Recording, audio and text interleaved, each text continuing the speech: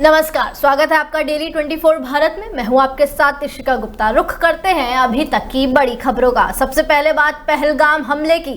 पहलगाम हमले के गुनहगार आतंकवादियों का शिकार भारतीय सेना ने लगभग 90 दिनों के बाद किया है। 22 अप्रैल को बेसरन घाटी में 26 लोगों की हत्या करने वाले आतंकी गैंग के सरगना हाशिम मूसा उर्फ सुलेमान शाह को सेना ने ऑपरेशन महादेव में सोमवार को मार गिराया। ऑपरेशन महादेव श्रीनगर के बाहरी इलाकों में चल रहा था। लश्कर-ए-तैयबा का आतंकवादी सुलेमान शाह पाकिस्तानी सेना की elite unit special service group का पूर्व कमांडो था। सुलेमान ने सितंबर 2023 में भारत में घुसपैठ की थी और दक्षिण कश्मीर में आतंकी गतिविधियों में शामिल रहा।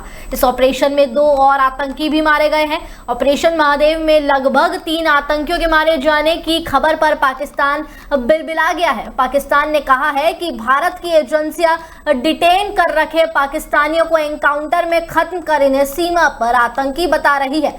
पाकिस्तान की सरकारी एजेंसियां इन आतंकियों को निर्दोष और मासूम पाकिस्तानी बताकर इनका आतंकवादी होने से कोई भी पल्ला झाड़ना चाह रही है।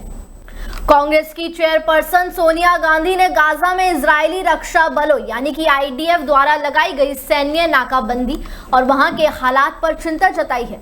उन्होंने कहा है कि इस नाकेबंदी से गाजा के हालातों को और भी भयावह रूप बना दिया है, जहां लोग जिंदगी और मौत के बीच जूझ रहे हैं। सोनिया गांधी ने एक प्रतिष्ठित समाचार पत्र के लिए लिखे अपने लेख में इस नाकेबंदी को इंसानियत के खिलाफ एक जघन्य अपराध करार दिया।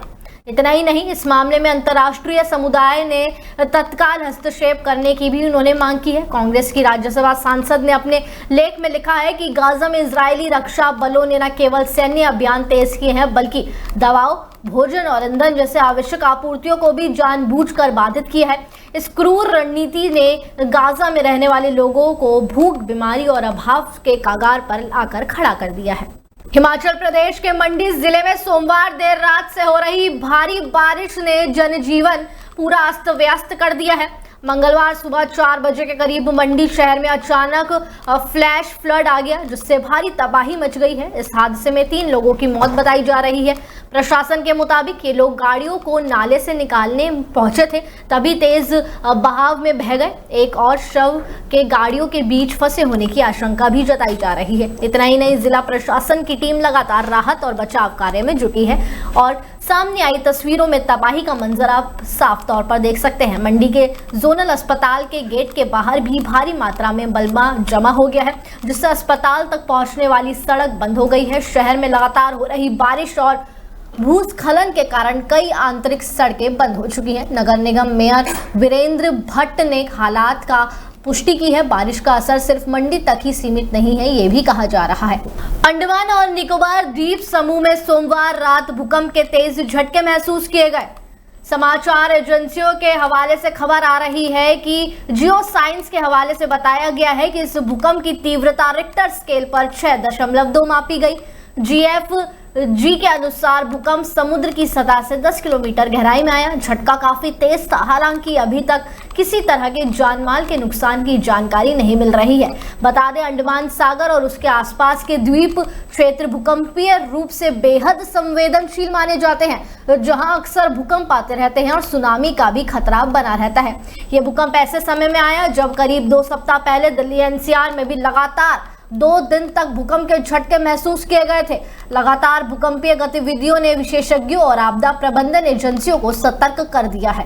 विदेश मंत्री S जयशंकर ने सोमवार को लोकसभा में पहलगाम आतंकी हमले और ऑपरेशन सिंदूर पर चर्चा के दौरान उन सभी अटकलों को खारिज कर दिया है जिसमें कहा जा रहा था कि अमेरिकी राष्ट्रपति डोनाल्ड ट्रंप ने भारत और पाकिस्तान के बीच युद्ध विराम कराने में भूमिका निभाई थी। जयशंकर ने कहा कि 22 अप्रैल से लेकर 17 जून तक प्रधानमंत्री नरेंद्र मोदी और अमेरिकी राष्ट्रपति डोनाल्ड ट्रंप के बीच कोई बातचीत नहीं हुई। बता दें, भारत और पाकिस्तान के बीच सीज फायर की घोषणा 10 मई को हुई थी। जब पाकिस्तान के डीजीएमओ ने अपने भारतीय समकक्ष से हॉटलाइन पर संपर्क करके इसके लिए गुहार लगाई। विदेश मंत्री जयशंकर की यह टिप्पणी ट्रंप द्वारा बार बार किए गए उन दावों के बाद आई है कि उन्होंने भारत और पाकिस्तान के बीच युद्ध विराम कराने के लिए ट्रेड रोकने की धमकी दी थी। बता दें कि पाकिस्तान और उसके कब्जे वाले कश्मीर में भारतीय सेना द्वारा आतंकवादी ठिकानों पर सटीक मिसाइल हमलों के बाद दोनों देशों के बीच सैन्य संघर्ष बढ़ गया था। राजस्थान के बहुचर्चित काला हिरण शिकार मामले में बॉलीवुड अभिनेता सलमान खान की कानूनी जंग एक बार फिर निर्णायक मोड पर पहुंचती दिख रही है।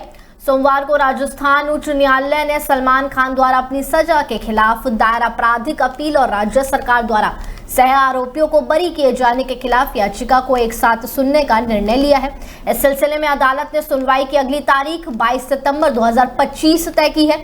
इस मामले में न्यायमूर्ति मनोज कुमार गर्ग दोनों पक्षों की अपीलों पर एक साथ सुनवाई करेंगे। एक और सलमान खान ने 5 अप्रैल 2018 को निचली अदालत द्वारा सुनवाई 5 साल की सजा को चुनौती दी है, तो वहीं दूसरी ओर राज्य सरकार ने सैफ अली खान, तब्बू, सोनाली बेंद्रे, नीलम और दुष्यंत सिंह को बरी किए जाने के खिलाफ अपील की अनुमति की मांगी है। सावन का महीना है और भगवान शिव की उपासना का पावन समय, जब देश भर के श्रद्धालु भोलेनाथ के दरबार में जल चढ़ाकर आशीर्वाद मांगते हैं।